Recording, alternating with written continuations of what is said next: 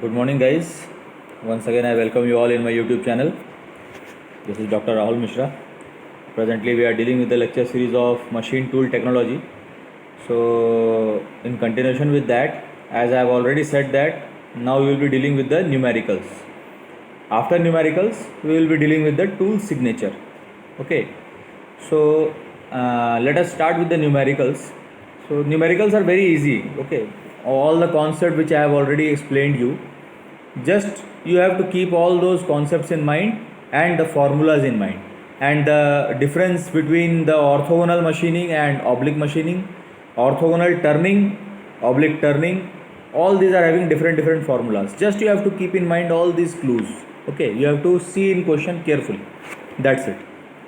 And one more clue of that rake angle: if alpha is 0 and mu is 1, then it is a rectangle basically. And if alpha is 0 and mu is not equal to 1, then it is a if alpha is 0 and mu is 1, then it is a square. If alpha is 0 and mu is not equal to 1, then it is rectangle. So you have to keep all those concepts which I have already explained in my previous videos in your mind. Then you can solve these numericals very easily. Okay, so let us start with the numerical. This question: in an orthogonal machining operation, uncut chip thickness, see, uncut chip thickness means it is T1, and the chip thickness is 2 mm, means it is T2. The rake angle alpha is given 10 degree. Determine the shear plane angle. You have to calculate phi. Very simple question. You know the formula of tan phi, and you know the formula of chip thickness ratio. So the chip thickness ratio R is nothing but T1 by T2. So you know T1 as 1 mm, T2 is 2 mm. So you have calculated R as 0.5. Now you know this formula of tan phi. It is nothing but R cos alpha upon 1 minus R sin alpha. And I also have given you the trick to remember this formula. Since in alphabetical order, A, B, then C, isn't it?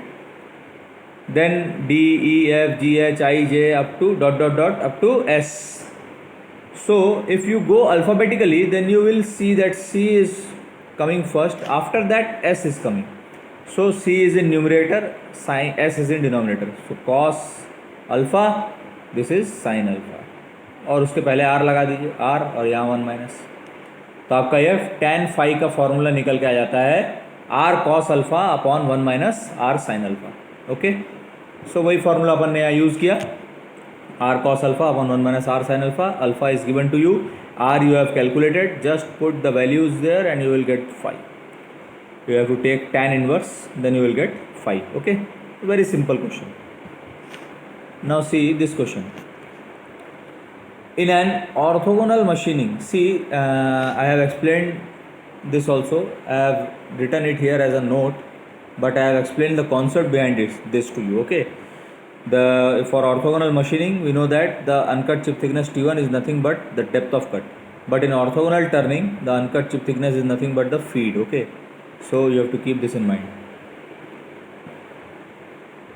Now see in this question, in an orthogonal machining of what is the reason behind this logic? That I have explained you in my video. Okay, in my video lecture. The heading of that video lecture will be the difference between the orthogonal and oblique turning and orthogonal and oblique machining.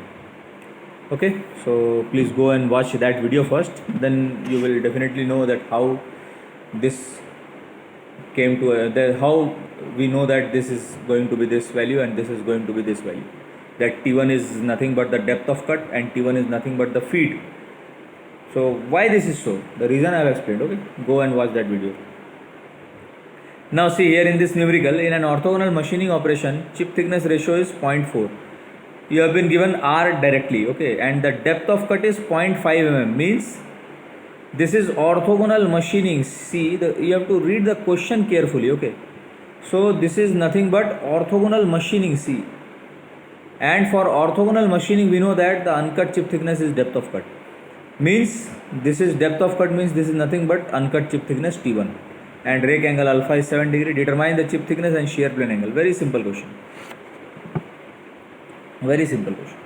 Since this is the depth of cut 0.5 mm, so this is T1 uncut chip thickness. Since this is orthogonal machining, so for orthogonal machining we know that the uncut chip thickness is the depth of cut. So this is uncut chip thickness T1. This is alpha. So if R is known to you, and T1 is known to you, and you know that R is nothing but T1 by T2. R is nothing but T1 by T2, so you can calculate T2 from here. Now once T2 is calculated, then this is the formula tan phi, the chip thickness. This is calculated. T2 is the chip thickness. This is one answer. Now another answer, shear plane angle. Tan phi is R cos alpha 1 minus R sin alpha. You know R, you know alpha, then you can calculate this phi. So this is very simple question. These are all basic questions. Okay. Now these theory already I have explained you in my videos. Now this is the question. Determine the minimum value of shear strain when the rake angle of tool is 0. Okay. When the rake angle of tool is 0, then you have to determine the minimum value of shear strain. So we all know the formula of shear strain is this. I have derived this also, how this formula came. So we know that this is epsilon is nothing but cot phi plus tan phi minus alpha. This is the formula of shear strain. So we put here, and in question it is given that the rake angle of tool is 0. Means alpha is 0. So you have to put alpha 0 here. So if you put alpha 0, then tan phi minus 0 is nothing but tan phi. So your formula modifies to cot phi plus tan phi. So you see that your strain is nothing but a function of phi, isn't it? As then when the phi changes, your strain will also change. So here we can write that the epsilon is nothing but the function of phi. अब हमको पता है, we know that we all studied in maths the concept of maxima and minima, isn't it? So we all know that for minima, the derivative of that function should be equal to 0. This is the concept of maxima and minima. So here for minimum shear strain, d epsilon by d phi should be equal to 0. Means the differentiation of shear strain with respect to phi should be equal to 0. ये minimum का condition होता है, हमको पता है maxima minima से. So D epsilon by D phi is D by D phi of this value epsilon cot phi plus ten phi. Now derivative of differentiation of cot phi is nothing but minus cosec square phi, and differentiation of tan phi is nothing but sec square phi. So and D epsilon by D phi is 0, तो 0 put कर दिया हमने यहाँ. So 0 is equal to minus cosec square phi plus sec square phi. So यहाँ से solve किया हमने, हमारा फाई आ गया 45 degree. So this phi 45 degree is the condition for minimum value of shear strain. So you have to put this phi as 45 degree in this equation. Equation number 1. Put phi as 45 degree in this equation number 1. You will get epsilon as 2, because cot 45 and tan 45 both are 1. So 1 plus 1 is 2. So your epsilon is 2. Minimum. Epsilon minimum is 2. Okay, see here written. Epsilon minimum is 2. Okay. We are putting that value of phi in 1, equation 1. This is equation 1. Put phi as 45 degree. You will came to know that epsilon minimum is 2. अब एक alternative तरीका भी है easily solve करने का, बहुत जल्दी बन जाता है. एक ऑल्टरनेटिव मेथड देखिए, एप्सिलॉन ये होता है cot phi plus ten phi. मैं कॉट फाई को 1/10 लिख सकता हूँ, 1/10. अब मैं अगर टेन फाई को कुछ कांस्टेंट मान लूँ, ए या बी ऐसी कुछ भी मान लूँ, लेट ए मान लिया मैंने, तो epsilon is equal to 1/a plus a लिख सकता हूँ. अब मेरे को पता है कि अगर किसी भी चीज़ का अरिथमेटिक मीन या ज्योमेट्रिक मीन निकाला जाए तो अरिथमेटिक मीन हमेशा greater than equal to geometric mean होता है. This condition we should all know. Okay, so arithmetic mean should always be greater than and equal to geometric mean, and we all know the value of arithmetic mean. If there are two values a and b and we have to calculate the arithmetic mean, it is nothing but a plus b by 2. And if we have to calculate the geometric mean of a and b, then it is nothing but the square root of ab. Okay, so this concept we are going to use in this equation. So arithmetic mean would be if these are two numbers, 1/a and a, these are two numbers, and if I have to calculate the arithmetic mean, then what will be the arithmetic mean? 1/a plus a divided by 2. And what will be the geometric mean? Under root of 1/a into a, that I have done. So see here, from this equation came, and a is nothing but tan phi. Then we are putting tan phi plus 1/tan phi. Tan phi plus 1/tan phi is nothing but epsilon. So this value of epsilon is greater than equal to 2. मतलब या तो 2 होगा या 2 से बड़ा होगा, इससे छोटा नहीं हो सकता. मतलब ये मिनिमम वैल्यू होगी, इसलिए epsilon मिनिमम वुड बी 2. तो ये भी एक तरीका हो सकता है बनाने का. ठीक है, अब अगर ऐसा ही क्वेश्चन आपको दिया रहे और इसमें बोलेगा determine the minimum value of shear strain, अभी हमने निकाला था। यहाँ पे हमको क्या दिया था, रेक एंगल इज 0 दिया था, लेकिन इस क्वेश्चन में क्या बोला है, रेक एंगल इज 12 डिग्री। अब एक कुछ वैल्यू दे दिया, कुछ भी हो सकता है, रेक एंगल का वैल्यू आपको दे दिया, अल्फा दे दिया, 0 नहीं दिया, अल्फा दे दिया, तो कोई प्रॉब्लम नहीं है, सेम लॉजिक लगा के आप सॉल्व कर सकते। देखिए ये फॉर्मूला हमारे पास स्ट्रेन का। अब यहाँ मेरे को अल्फा की जगह 12 पुट करना है, ये पुट कर दिया, तो यहाँ भी आप देखेंगे कि जो आपका एप्साइलन है वो किसका फंक्शन है, फाई का। तो वही आपको करना है, D epsilon by D phi should be equal to 0। Differentiate करिए, आपका आ जाएगा वैल्यू। देखिए सेम लॉजिक किया, यहाँ 0 किया, इसको डिफरेंशिएट किया, देखिए ये आ गया। अब ये इसका अंडर रूट ले लूँगा, ये cosec square phi is equal to ये आ गया, इसका अंडर रूट ले लेता हूँ, तो ये अगर पहले इसको आप रेसिप्रोकेट कर दोगे तो ये क्या हो जाएगा, 1 sine is nothing but cosec है ना, तो 1 कोसेक का वैल्यू क्या हो जाएगा, मैं साइन फाई लिख सकता हूँ। तो sine square phi plus cos square phi minus 12, उसका अंडर रूट लोगे तो sine phi plus cos phi minus 12 ये आ जाएगा। अब मैं साइन फाई को कॉस 90 माइनस फाई लिख सकता हूँ, और ये कॉस फाई माइनस 12, दोनों तरफ कॉस आ गया, कॉस कॉस कैंसिल हो गया, तो यहाँ क्या बचा, 90 minus phi is equal to phi minus 12। इसको सॉल्व करेंगे तो फाई कितना आ गया, 51 degree. This is the value of phi for minimum shear strain. So you have to put this value in the equation of epsilon. Epsilon का equation ये था हमारा cot phi plus ten phi minus 12, यहाँ पे phi की जगह मैं क्या पुट करूँगा, 51, तो मिनिमम वैल्यू आ जाएगी मेरे पास एप्साइलन। तो देखिए 1.62 आ गया, ठीक। तो ऐसा क्वेश्चन आता है, बहुत सिंपल क्वेश्चन है ये सब। आपको ये बेसिक फॉर्मूला अगर ध्यान में है तो आप ये सब बना सकते हैं, ठीक है। अब क्या बोलता है, देखिए एक और क्वेश्चन एकदम ऐसी क्वेश्चन आता है गेट में, आप देखिए बहुत कितना सिंपल क्वेश्चन है, 2 लाइन का क्वेश्चन। देखिए ये क्वेश्चन 2 लाइन में बन जाएगा। इन ऑर्थोगोनल मशीनिंग ऑपरेशन आपको डी दिया हुआ है, वी दिया हुआ है, T2 दिया है, VC दिया है। ऑर्थोगोनल मशीनिंग बोल रहा है, मतलब मेरे दिमाग में तुरंत आना चाहिए कि मेरा जो T1 होगा वो डेप्थ ऑफ कट के बराबर होगा। Uncut chip thickness is equal to depth of cut. तो ये डेप्थ ऑफ कट आपको दिया है 0.5, मतलब ये क्या हो गया, T1 हो गया, और T1 हो गया, और T2 आपको दिया ही हुआ है पहले से। तो मेरे पास फॉर्मूला है R का T1 बाई T2, सॉल्व कर दूंगा तो R निकल जाएगा, और R का दूसरा फॉर्मूला मेरे को पता है, VC बाई V होता है।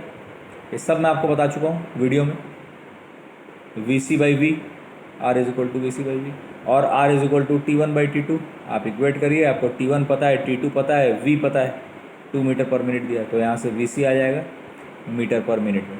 क्लियर। तो कितना सिंपल क्वेश्चन, देखिए।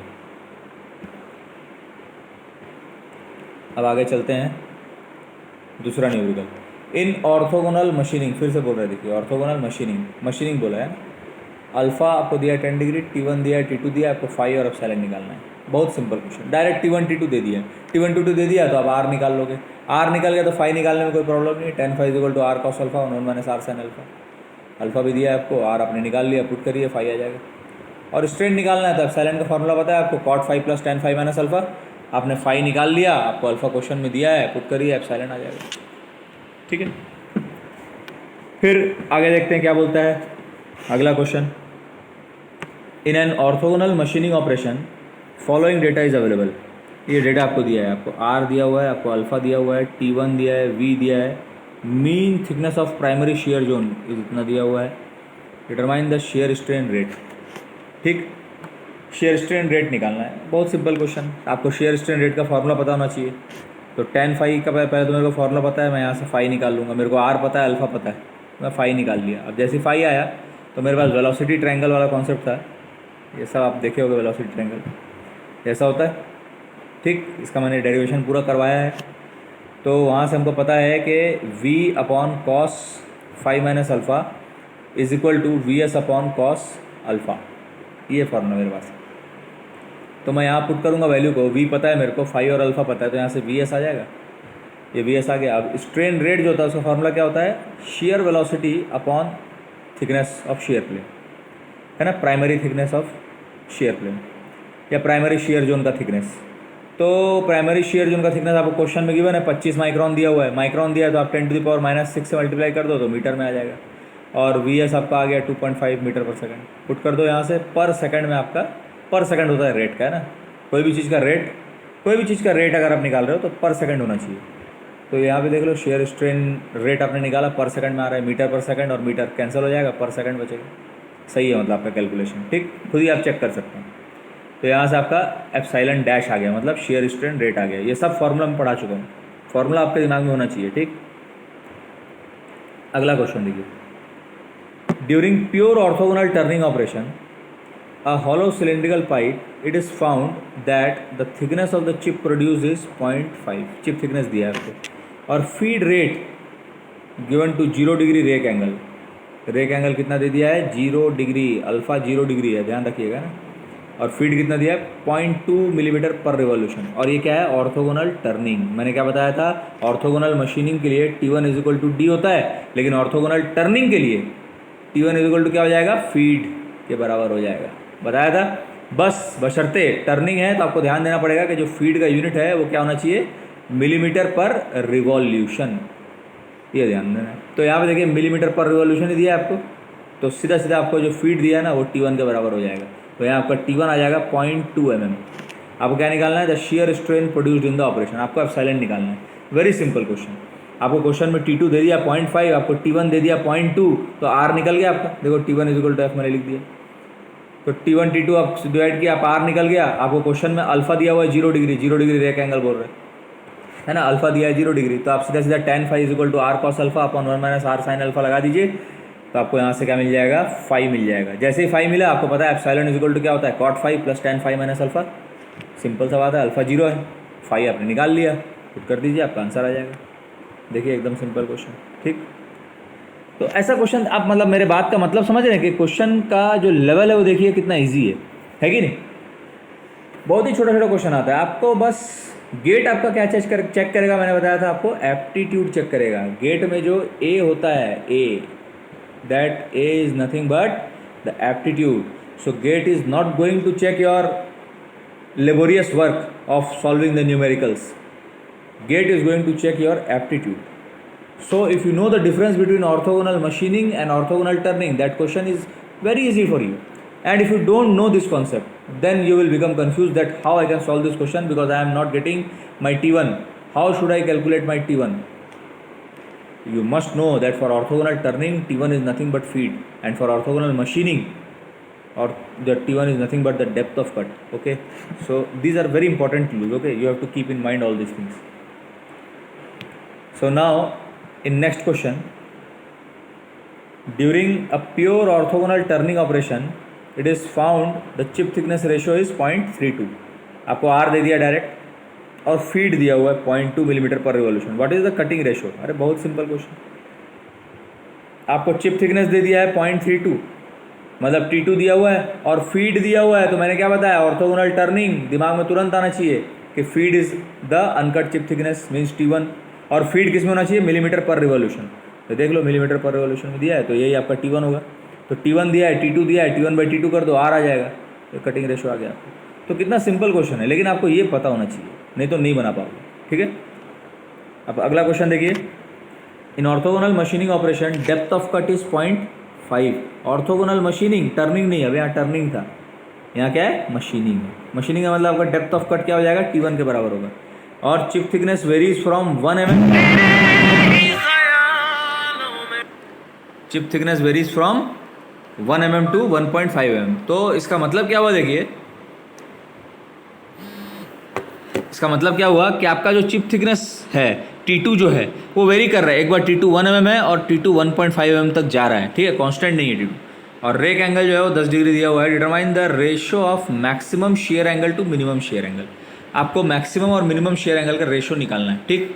तो एकदम सिंपल है। मैक्सिमम कब होगा, जब आपका देखो यहाँ पे 2 आपको चिप थिकनेस दिया हुआ है, T1 तो कांस्टेंट है क्योंकि मशीनिंग है। ऑर्थोगोनल मशीनिंग में क्या होता है, T1 क्या डेप्थ ऑफ कट के बराबर होगा, तो ये T1 आ गया आपका। लेकिन T2 2 दिया है, तो T2 जब 1 mm है तो T2 मिनिमम है, और T2 जब 1.5 mm है, 1.5 mm है, तो T2 मैक्सिमम है, ठीक है। तो मेरे को R का फॉर्मूला पता है, क्या होता है, T1 बाई T2।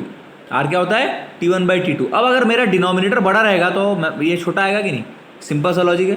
तो मतलब मेरे को अगर R मिनिमम चाहिए तो मैं T2 मैक्स लूँगा, और अगर R मैक्सिमम चाहिए तो डिनोमिनेटर छोटा होना चाहिए, तो मैं T2 मिनिमम लूँगा। तो यहाँ T2 मिनिमम लिया, देखिए तो यहाँ R मैक्स आ रहा है। तो R मिनिमम रहेगा, फॉर्मूला क्या होगा, T1 by T2 maximum. R maximum रहेगा, उसका फॉर्मूला क्या रहेगा, T1 बाई T2 मिनिमम। सीधा लॉजिक है कि आपका अगर न्यूमरेटर और डिनोमिनेटर है, आपका ये वैल्यू x है, आपकी डिनोमिनेटर ज़्यादा है तो x क्या होगा, कम होगा। लेकिन डिनोमिनेटर अगर कम है तो x क्या होगा, ज़्यादा होगा। वही लॉजिक है। तो आप अगर T2 मैक्सिमम लोगे तो R मिनिमम आएगा, T2 मिनिमम लोगे तो R मैक्सिमम आएगा। T1 तो कांस्टेंट है, ये चेंज नहीं होगा, ये 0.5 ही रहेगा।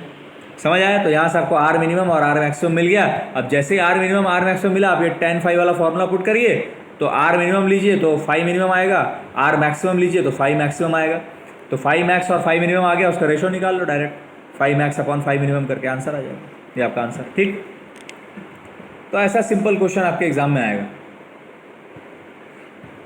अब आगे देखते हैं दूसरा न्यूमेरिकल्स। ये सब तो मैं पढ़ा चुका हूँ आपको।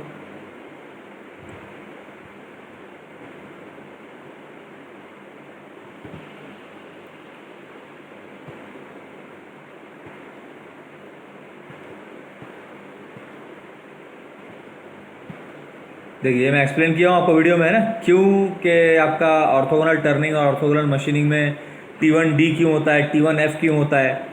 ठीक है, ऑर्थोगोनल मशीनिंग और ऑब्लिक मशीनिंग में क्या अंतर होता है, ये सब मैं यहाँ एक्सप्लेन करके आपको बताया। देखिए डायग्राम वगैरह बना के, ये ऑब्लिक है, ये ऑर्थोगोनल है, क्या अंतर होता है, फॉर्मूले में क्या चेंज आता है। देखिए एक में T1F के बराबर आ रहा है, अभी अपन ने देखा ऑर्थोगोनल में, ऑर्थोगोनल टर्निंग। लेकिन वही अगर आपका ऑब्लिक टर्निंग हो गया तो T1 जो है F cos xi हो जाएगा।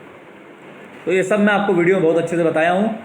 आई am requesting you please go and watch those videos first, then you can able to solve this numericals. Okay, ये डेरिवेशन वगैरह मैंने सब करा दिया आपको। अब देखिए क्वेश्चन बनाते हैं, ये सब क्वेश्चन इंपॉर्टेंट है आपके सेमेस्टर एग्जाम के लिए भी इंपॉर्टेंट है। ये जो लोग एंड सेमेस्टर एग्जाम का प्रिपरेशन के लिए वीडियो को देख रहे हैं उनके लिए बहुत ज़रूरी है सब न्यूमेरिकल्स। जिन लोग गेट के लिए बना रहे हैं उनके लिए बहुत ज़रूरी है। ठीक है, अब देखिए, following data is available from the orthogonal machining test.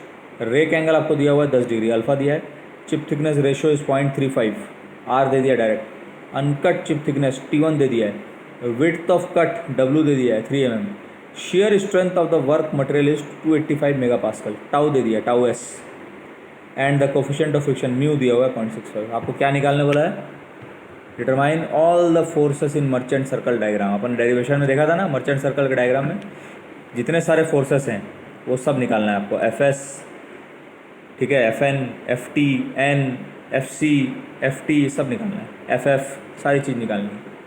तो अब आगे चलते हैं, देखिए न्यूमेरिकल सॉल्व करते हैं। ये गिवन डेटा अपन ने एक बार लिख लिया ऐसा। अब म्यू जो आपको दिया है 0.65, तो मेरे को पता है कि म्यू बराबर क्या होता है, tan बीटा। तो यहाँ से मैं बीटा निकाल सकता हूँ, मेरे को फ्रिक्शन एंगल मिल जाएगा, बीटा मिल गया। अब मेरे को R पता है और अल्फ़ा पता है, तो मैं tan phi से phi निकाल सकता हूँ, phi भी आ गया। अब मेरे को शेयर स्ट्रेंथ पता है टाउ एस, तो मेरे को शेयर स्ट्रेंथ वाला फॉर्मूला पता है Fs का, क्या होता है tau S into T1 into W upon sine phi. तो यहाँ से आपको टाउ एस पता है, आपको T1 पता है, आपको W पता है, आपको फाई पता है, तो आप Fs निकाल सकते हो। ठीक, Fs आ गया। और Fs का दूसरा फॉर्मूला जो मेरे को मर्चेंट सर्कल डायग्राम से मिलता है वो ये फॉर्मूला है, R cos beta minus alpha plus phi. सब चीज़ मैं आपको बता चुका हूँ, है ना, इसलिए बोल रहा हूँ प्रीवियस वीडियोस को पहले देखिएगा, नहीं तो ये न्यूमेरिकल आपसे नहीं समझ में आएगा। तो ये आपका फॉर्मूला हो गया। अब आपको Fs पता है, यहाँ से आपको बीटा पता है, अल्फ़ा पता है, फाई पता है, तो आप R निकाल सकते हो। तो ये आपका R आ गया, देखिए रिजल्टेंट जो फोर्स होता है वो भी आ गया। अब जैसे आपको R मिल गया तो सारी चीज़ें मर्चेंट सर्कल डायग्राम से इजीली मिल जाएंगी। Fc का formula R cos beta minus alpha put कर दीजिए, Ft R sine beta minus alpha put कर दीजिए, Ff R sine beta put कर दीजिए, उसके बाद N R cos beta put कर दीजिए, then Fn R sine beta minus alpha plus five put कर दीजिए। तो कितना सिंपल क्वेश्चन है देखिए, लेकिन बशर्ते आपको प्रीवियस वीडियोस को देखना पड़ेगा पहले, तब आपको समझ में आएगा कि क्यों ये सब फॉर्मूला कहाँ से आया। याद नहीं रखना है, एकदम इजी, आपको मर्चेंट सर्कल डायग्राम बनाना आना चाहिए। मैंने आपको सिंपल एक्सप्लेन किया था कैसे बनता है ऐसा। तो ये परपेंडिकुलर आया जो कटिंग टूल का, और ये एक कॉम्पोनेंट आया, और ये उसका रिजल्टेंट आया। ये क्या था मेरा, कटिंग फोर्स Fc, और ये टेंजेंशियल फोर्स Ft, ये था। अब यहाँ क्या था आपका, शेयर था, शेयर प्लेन और उसका परपेंडिकुलर ये आया।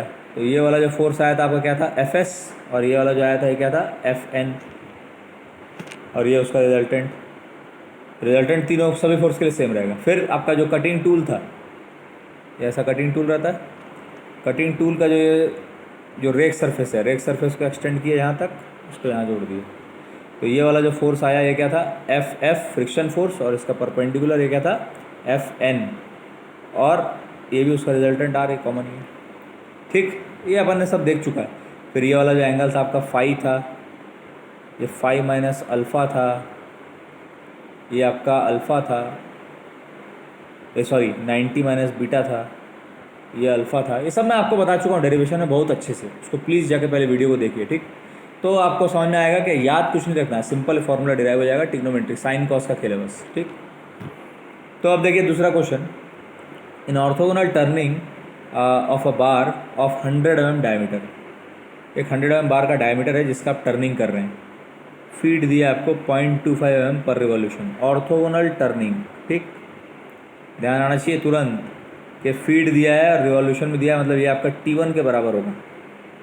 डेप्थ ऑफ कट भी दे दिया आपको 4 mm, कटिंग वेलोसिटी दे दिया है 90 मीटर पर minute. It is observe that the main cutting force मतलब क्या होता है मेरा F C is perpendicular to the friction force, F C is perpendicular to the F F friction force. तो हमको क्या पता है कि एफ सी और एफ एफ परपेंडिकुलर कब होगा। अब देखिए ये कॉन्सेप्ट थोड़ा ध्यान दीजिएगा, है ना, ये मैंने अभी आपको डायग्राम बना के बताया था, शेयर वाले को मैं नहीं ड्रॉ कर रहा हूँ, ठीक। ये मेरा मेन कटिंग फोर्स था एफ सी, इसका परपेंडिकुलर एफ टी।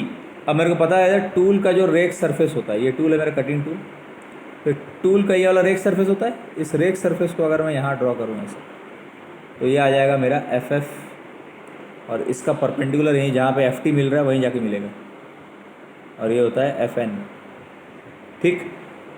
ये परपेंडिकुलर है, ये भी परपेंडिकुलर है, और ये रिजल्टेंट कॉमन है। आप चाहो तो एफ एस भी बनाओ, मैं एफ एस अभी नहीं बना रहा हूँ, कंजस्टेड हो जाएगा बोल के। तो आपको क्वेश्चन में एक क्लू दे दिया, क्या क्लू दिया कि आपका जो एफ सी है वो एफ एफ के परपेंडिकुलर है, ऐसा बोल रहा है। यहाँ तो नहीं दिख रहा है परपेंडिकुलर, कुछ एंगल में है। परपेंडिकुलर कब होगा, जब एफ एफ ऐसा हो जाएगा। एफ एफ ऐसा कब होगा, जब कटिंग टूल आपका खड़ा हो जाएगा ऐसा, क्योंकि रेक सरफेस को आप एक्सटेंड कर दो तभी एफ एफ आता है। तो ये रेक सरफेस ऐसा हो जाएगा, तब ये एफ एफ हो जाएगा, ये एफ एन हो जाएगा हॉरिजॉन्टल लाइन। तो इसका मतलब अल्फ़ा 0 होना चाहिए।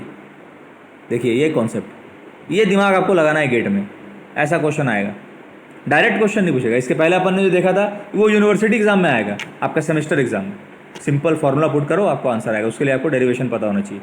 यहाँ गेट में आपको ऐसा क्वेश्चन आएगा, इसमें आपको कॉन्सेप्ट पता होना चाहिए, ठीक।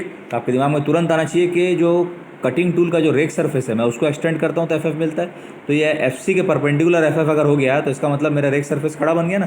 खड़ा बन गया मतलब टूल आपका ऐसा, तो इसका मतलब अल्फ़ा 0 हो गया, रेक एंगल 0 दिया हुआ आपको।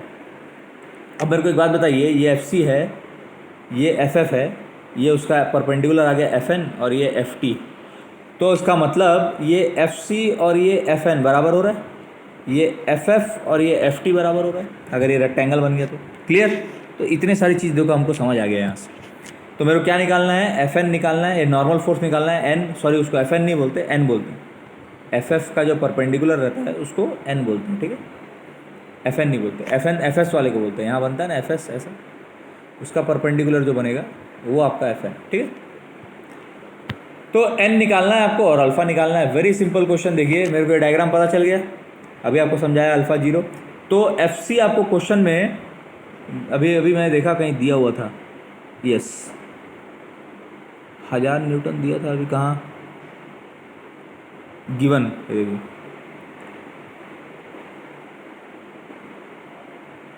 ये देखिए छोटा छोटा लिखा है, मुझे दिखता नहीं थोड़ा। तो 1000 न्यूटन आपको दिया हुआ है। देखिए main cutting force is 1000 newton. Main cutting force is nothing but F C. So if you know F C, then by this diagram it is very clear that F C is equal to N. सो इसका मतलब आपका N direct आपको आ गया 1000 Newton. कोई दिमाग नहीं लगाना, देखिए कोई कैलकुलेशन नहीं करना, दिमाग ही लगाना है बस। तो नॉर्मल कॉन्टैक्ट फोर्स एन आपका आ गया 1000 न्यूटन। रेक एंगल अल्फ़ा, कोई ज़रूरत है कैलकुलेट करने का। अगर एफ सी आपका एफ एफ के परपेंडिकुलर है तो अल्फ़ा तो 0 हो गया ना भाई। तो सिंपल क्वेश्चन, देखिए एक लाइन में भी नहीं लगा इसको बनाने में। मौखिक आप बना सकते हो, वर्बली बना सकते हो, लेकिन कॉन्सेप्ट पता होना चाहिए आपको। समझ आ रहा है, ठीक। तो अगला क्वेश्चन देखते हैं। एफ सी आपको क्वेश्चन में गिवन है, एफ टी गिवन है, फाई दिया हुआ है, एफ एस निकालना है, ठीक है। अब एफ एस निकालना है तो सिंपल है, हमको पता है कि कोई भी चीज़ का रिजल्टेंट जो होता है आर, आप अगर मर्चेंट सर्कल डायग्राम देखे होंगे, देखो मैंने यहाँ बनाया भी है, तो ये देख के मेरे को समझ आ रहा है कि ये वाला लाइन मेरा एफ सी है, ये एफ टी है, ये उसका रिजल्टेंट है। तो मैं पाइथागोरस थ्योरम अगर लगाऊँ तो R is nothing but under root of F C square plus F T square. तो देखिए F C square plus F T square का अंडर रूट कर दिया तो आर आ गया। अब जैसे ही आ रहा है, मैं इसी एंगल को देखिए, थोड़ा जूम करता हूँ इसको, यही ट्रायंगल को मैं अगर ले लूँ, मेरे को पता है बाय मर्चेंट सर्कल डायग्राम के डेरिवेशन से ये वाला एंगल बीटा माइनस अल्फा है, तो मैं tan बीटा माइनस अल्फा कर लूँ तो F T upon F C होगा, F T upon F C होगा, तो वहाँ से मुझे क्या मिल जाएगा, बीटा माइनस अल्फा मिल जाएगा। डायरेक्ट मुझे क्या मिल जाएगा, बीटा माइनस अल्फा, और एफ एस का फॉर्मूला मुझे पता है R cos beta minus alpha plus phi. Phi आपको गिवन है, बीटा माइनस अल्फा आपने निकाल लिया, आर आपने निकाल लिया, पुट कर दीजिए, एफ एस आ जाएगा। वेरी सिंपल क्वेश्चन, ठीक है। तो लेकिन ये क्वेश्चन को बनाने के लिए आपको मर्चेंट सर्कल डायग्राम आना चाहिए, वही बताया मैं, ऐसा क्वेश्चन आपका यूनिवर्सिटी एग्जाम में आ जाता है डायरेक्ट, ठीक है। तो उसके लिए आपको डेरिवेशन आना चाहिए। अब क्या है, पावर मैंने पहले बता दिया आपको, 3 टाइप का पावर होता है। देखिए ये मैं वीडियो में भी आपको एक्सप्लेन कर चुका है। ये टूल पे जो लग रहा है कटिंग पावर, चिप पे जो लग रहा है वो फ्रिक्शनल पावर, यहाँ जो लग रहा है शेयर प्लेन में वो शेयर पावर। तो कटिंग पावर जो होगा वो एफ सी इंटू वी होगा, फ्रिक्शनल पावर जो होगा वो V C into F F होगा, और शेयर पावर जो होगा वो क्या हो जाएगा, F S into V S. Very simple. और ये कटिंग जो पावर है टोटल पावर है आपका, इसको कटिंग पावर बोल लो या टोटल पावर बोल लो। तो टोटल पावर या cutting power is equal to frictional power plus shear power, ये लिख दिया मैं यहाँ पे मैं। और ये मैं आपको मेरे वीडियोस में भी है, आप देख सकते हैं, ठीक है, जो मैंने ब्लैक बोर्ड में जिसको अच्छे से एक्सप्लेन किया हुआ है, ठीक। तो देखिए total power is equal to cutting power is equal to frictional power plus shear power, ये होता है। अब देखिए एक क्वेश्चन अपन देखते हैं, in orthogonal cutting test following data is available. ये मेरे को, मैंने ऑर्थोगोनल कटिंग किया तो मुझे पता चला ये वैल्यू है। तो अनकट चिप थिकनेस आ रहा है 0.5 mm, मतलब T1 दे दिया आपको, V दे दिया है कटिंग वेलोसिटी, रेक एंगल दे दिया है 15 डिग्री अल्फ़ा है अल्फ़ा, चिप थिकनेस दे दिया है T2, कटिंग फोर्स मतलब FC दे दिया है, थ्रस्ट फोर्स मतलब FT भी दे दिया है, विड्थ ऑफ कट W भी दे दिया है। आपको क्या निकालना है, coefficient of friction mu, shear plane angle and shear strain, मतलब आपको फाई और एप्साइलन निकालना है, और percentage of total energy dissipated in friction, मतलब आपको फ्रिक्शनल पावर को निकालना है, ठीक है, फ्रिक्शनल पावर को निकालना है, और परसेंट है उसका बोलते हैं, टोटल एनर्जी डिसिपेटेड परसेंट। तो आप क्या करोगे, इंटू 100 कर दोगे। तो देखिए एकदम सिंपल क्वेश्चन, अभी मेरे पास जो गिवन डेटा है उसको लेकर के पहले अपन क्या करेंगे, मर्चेंट सर्कल डायग्राम ड्रॉ करेंगे। अब ड्रॉ, ये सब यूनिवर्सिटी क्वेश्चन, गेट में इतना लेंदी क्वेश्चन नहीं आएगा, ठीक है, गेट में ट्रिकी क्वेश्चन आएगा, जैसे मैंने 2 पहले कराया था, ठीक है, वैसा क्वेश्चन। तो यहाँ पे एक merchant circle diagram tan beta minus alpha लगाऊंगा, F T by F C, यहाँ से मुझे क्या मिल जाएगा, बीटा मिल जाएगा। जैसे बीटा मिला मुझे म्यू मिल जाएगा। पहला सवाल बन गया आपका, कोफिशिएंट ऑफ फ्रिक्शन निकालना। फिर क्या करना है आपको, फाई निकालना है, तो उसके लिए आर चाहिए, तो आपको T1 T2 दोनों पता है, आर आ गया। जैसे ही आर आया, tan phi is equal to R cos alpha upon 1 minus R sine alpha. Alpha आपको क्वेश्चन में गिवन है 15 डिग्री, यहाँ से फाई मिल गया। फाई मिला तो एप्सिलॉन इज इक्वल टू क्या है, cot phi plus tan phi minus alpha. Direct put करिए, फाई यहाँ से आपने निकाल लिया, अल्फा आपको 15 डिग्री दिया है, पुट कर दीजिए, स्ट्रेन आ जाएगा। उसके बाद पावर, फ्रिक्शनल पावर निकालना है। पहले तो आप टोटल एनर्जी निकाल लीजिए, क्योंकि परसेंटेज निकालना है ना, तो percentage of total power of frictional power, मतलब कितना परसेंट टोटल पावर का फ्रिक्शनल पावर में जा रहा है, ये आपको निकालना है। तो उसके लिए आपको टोटल पावर पता होना चाहिए, अपॉन फ्रिक्शनल पावर कर दोगे, इंटू 100 कर दोगे तो आ जाएगा।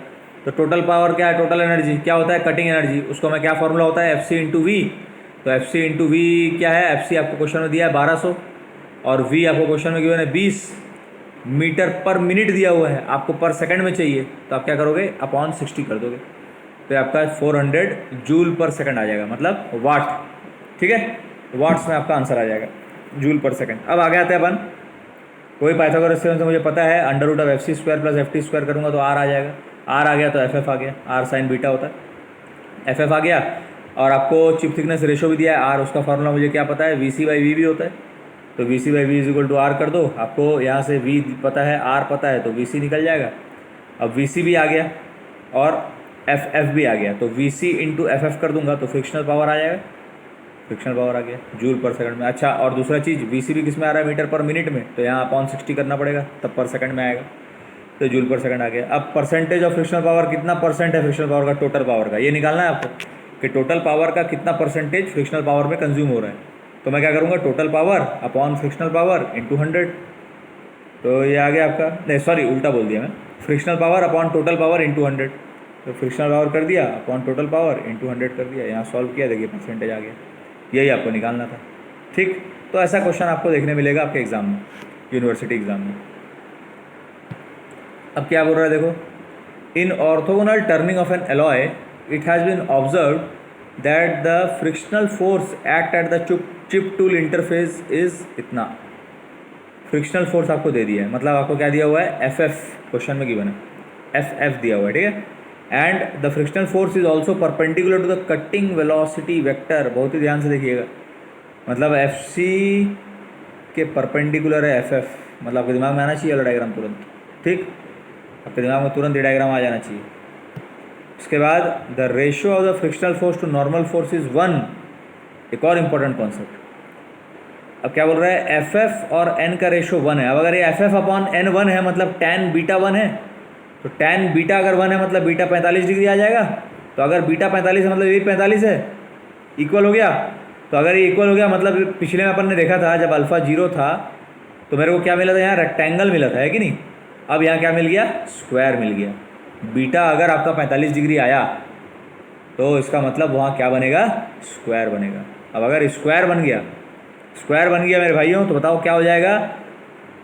जब रेक्टेंगल था तो क्या था, एफ सी और एन बराबर था, एफ एफ और एफ टी बराबर होता, लेकिन अब स्क्वायर बन गया तो चारों फोर्स बराबर होगा।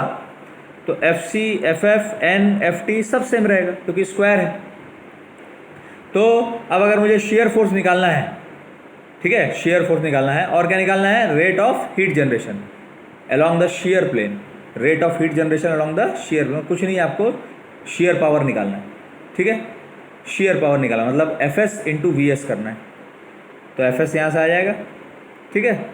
अब देखो एकदम सिंपल क्वेश्चन हो गया, चारों फोर्स बराबर हो गई। मेरे को क्वेश्चन में एफ एफ की वैल्यू दी है 402, तो अगर एफ एफ 402 है तो मतलब F C F T N सब हो गया 402 के बराबर, ठीक है। अच्छा, और आपको T1 T2 दोनों दिया हुआ है क्वेश्चन में, तो आप यहाँ से R निकाल सकते हो। अब यहाँ मैंने लिख दिया, देखो ये अल्फ़ा 0 है, बीटा 45 डिग्री आया मतलब म्यू 1 आ गया, तो ये सब वैल्यू स्क्वायर हो गया मतलब बराबर हो जाएगा। ये वही चीज़ यहाँ लिख दिया मैं आपको जो बताया था। अब रिजल्टेंट क्या होगा, under root of F C square plus F T square, सबको पता है, तो वहाँ से आपको R मिल जाएगा। अब R मिल गया, tan phi is equal to क्या हो जाएगा, R cos alpha upon 1 minus R sin alpha. Alpha की वैल्यू 0 डिग्री है, भाई रेक 0 होगा ना अगर एफ सी एफ एफ के परपेंडिकुलर है तो यहाँ से आपको मिल गया फाई की वैल्यू। एफ एस का फार्मूला सबको पता है मर्चेंट सर्कल डायग्राम से, R cos beta minus alpha plus phi, सारी वैल्यू पुट कर दीजिए, एफ एस मिल जाएगा। वेलोसिटी ट्रायंगल वाला कॉन्सेप्ट, यहाँ से आपको वी एस मिल जाएगा। तो जैसे ही वी एस आ गया और एफ एस आ गया तो फ्रिक्शनल पावर शेयर पावर जो होता है वो क्या हो जाएगा, F S into V S. ये निकालना था आपको, आपका आंसर आ गया वाट में। क्लियर। तो देखिए कितना सिंपल क्वेश्चन है सर, लेकिन बशर्ते आपको मर्चेंट सर्कल डायग्राम और जितना भी कॉन्सेप्ट मैंने अभी तक आपको पढ़ाया है वो आपको पता होना चाहिए, ठीक। चलिए आगे चलते हैं। अगला क्वेश्चन क्या बोल रहा है, in an orthogonal cutting test the cutting and thrust force we are observe, इतना है इतना, मतलब आपको एफ सी दिया हुआ है 1000 न्यूटन और एफ टी दिया हुआ है 500 newton. If rake angle of the tool is 0, alpha 0 दे दिया है, तुरंत समझ में आना चाहिए कि एफ सी एफ एफ के परपेंडिकुलर होगा, then the coefficient of friction will be. अब जैसे यहाँ पे ये बन गया ऐसा, तो अपन तो पहले ही मानेंगे कि रेक्टेंगल है, बीटा 1 अगर होगा, बीटा अगर 45 डिग्री होगा तभी स्क्वायर होता है, अगर नहीं होगा तो रेक्टेंगल होगा। तो पहले तो अपन रेक्टेंगल मान के चलते हैं, तो एफ सी एन के बराबर होगा और एफ एफ जो है वो एफ टी के बराबर होगा। तो मेरे को क्वेश्चन में एफ सी और एफ टी दिया है, मतलब मेरे को एफ एफ और एन भी पता चल गया। एफ सी के बराबर एन होगा तो एन आपका 1000 आ गया, और एफ टी के बराबर एफ एफ होगा मतलब 500 आ गया एफ एफ। अब आप एफ एफ अपॉन एन कर लो, देखो ये 500 है, ये 1000 है, इसका मतलब ये बीटा जो है वो 1 नहीं आ रहा, tan बीटा 45 नहीं आएगा, तो रेक्टेंगल ही बनेगा ये, ठीक है। यहाँ तक क्लियर हो गया ये। अब उसके बाद क्या बोलता है, कोफिशिएंट ऑफ फ्रिक्शन निकालना है, तो आप बीटा निकाल लिए, तो म्यू इज इक्वल टू क्या होता है, tan बीटा। कितना सिंपल देखिए, ठीक। अब अगला question, a mild steel specimen is being machined at a cutting speed of 200 metre पर मिनट। तो आपको क्या दिया हुआ है, v दिया हुआ है, with a tool rake angle alpha दे दिया है, width of cut and uncut chip मतलब w दिया हुआ है और t1 दिया हुआ है, म्यू दिया हुआ है, शेयर स्ट्रेंथ टाउ एस दिया हुआ है, determine the shear angle and cutting and thrust component of force, मतलब एफ सी और एफ टी निकालना है और फाई निकालना है, ठीक। तो देखिए अब यहाँ आप जब सॉल्व करेंगे तो एक चीज़ मैंने आपको बताया था, डेरिवेशन जब मैंने कराया था मिनिमम कटिंग पावर का, मर्चेंट्स का अजम्पशन रहता है ना कि कटिंग पावर मिनिमम एज्यूम किया था उसने, तो उसने डेरिवेशन किया था और उसका डेरिवेशन आया था ये 2 plus beta minus alpha is equal to 90 degree. और मैंने आपको ये बताया था कि ये रामबाण है। जब आप क्वेश्चन को सॉल्व नहीं कर पा रहे हो, कोई भी परमुटेशन कॉम्बिनेशन लगा के आप आर T1 कुछ निकाल नहीं पा रहे हो, T2 ये सब कुछ अननोन टर्म को नहीं निकाल पाते, क्योंकि आर तो मिनिमम जरूरत है ना आपको, आप बिना आर निकाले कुछ नहीं कर सकते। तो आपको इसको यूज़ करना है, तब आपको एज्यूम करना है, लिखना है कि अब सिंस मर्चेंट का एजम्पशन था मिनिमम पावर का, तो मैं मिनिमम पावर के एजम्पशन को एज्यूम कर रहा हूँ। तो मेरे को पता है कि for minimum power this is the condition, 2 plus beta minus alpha is equal to 90 degree. ये ध्यान रखना है आपको, ये यूज़ करोगे एकदम इजीली बन जाएगा। देखिए कैसे बनेगा, आपको v दिया है, अल्फा गिवन वैल्यू सब लिख दिया मैं अब मिनिमम पावर का कंडीशन यूज़ कर रहा हूँ, 2 plus beta minus alpha is equal to 90 degree. क्यों कर रहा हूँ देखो, क्योंकि r निकालने के लिए मेरे पास क्या फॉर्मूला था, T1/T2। मेरे पास T1 तो दिया है लेकिन मेरे को T2 नहीं दिया। अब T2 नहीं दिया है तो मैं T2 कैसे निकालूँ, कुछ तो चाहिए रहेगा। तो जब कहीं भी ऐसा फंसोगे ना तो समझ जाना मिनिमम पावर वाला कंडीशन को यूज़ करना है, ठीक है। तो अब यहाँ पे आप ये फॉर्मूला यूज़ किए, 2 plus beta minus alpha is equal to 90 degree. आपको क्वेश्चन में बीटा आपने यहाँ से म्यू आपको दिया है 0.5, तो आपको पता है म्यू बराबर tan बीटा होता है, यहाँ से आप बीटा निकाल लोगे। बीटा पुट किया, अल्फा क्वेश्चन में दिया है 10 डिग्री, सॉल्व कर लो, यहाँ से फाई निकल जाएगा। जैसे ही फाई आया तो F S is equal to क्या हो जाएगा, tau S into T1W upon sine phi. पता है क्वेश्चन में आपको टाउ एस गिवन है, T1 गिवन है, W गिवन है और फाई आपने निकाल लिया, तो यहाँ से एफ एस मिल जाएगा। जैसे ही एफ एस मिला, एफ एस बराबर R cos beta minus alpha plus phi होता है मर्चेंट सर्कल डायग्राम से, यहाँ से आपको आर मिल जाएगा। बस आपको कहानी में कोई दम ही नहीं रह गया। जैसे ही आर मिल गया आपको तो आप एफ सी निकाल लो, आपको एफ सी और एफ टी चाहिए। एफ सी का फॉर्मूला पता है आपको, R cos beta minus alpha put कर दो, एफ टी का फॉर्मूला पता है आपको, R sine beta minus alpha put कर दो, आंसर आ गया। तो ये आपको एफ सी और एफ टी मिल गया, ठीक। तो कितना सिंपल क्वेश्चन है देखिए। बाकी ये सब चीज़ मैं आपको एक्सप्लेन कर चुका हूँ। अब अपन अगली वीडियो में, तो गाइस ये अपना न्यूमेरिकल का वीडियो हो गया। अब अगले वीडियो में अपन ने अभी तक क्या किया, जितना भी अपन ने mechanics of basic machining operation पढ़ा था, मर्चेंट सर्कल डायग्राम पढ़ा था, ये सारी चीज़ का अपन ने न्यूमेरिकल्स देख लिया, ठीक। अब ये न्यूमेरिकल्स ये इतना आप पढ़ लीजिए, आपका काम हो जाएगा यहाँ तक में। अब इसके आगे now we have to study the tool signature. Okay, so in my next video I will be teaching you the tool signature. Okay guys, ठीक है, अपन अब वीडियो का यहीं एंड करते हैं guys. Thank you, stay home, stay safe, and please guys, if you find my videos useful, do like, share and subscribe my channel guys. Thank you. Jai Hind, Jai Bharat.